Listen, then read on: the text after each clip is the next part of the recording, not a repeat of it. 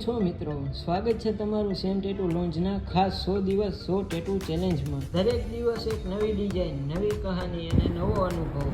તો ચાલો શરૂ કરીએ.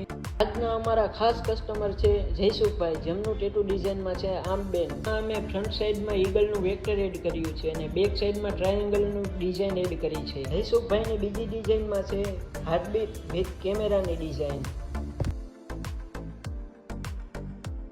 એની સાથે જ આ રહ્યું ટેટુનું ફાઇનલ રિઝલ્ટ.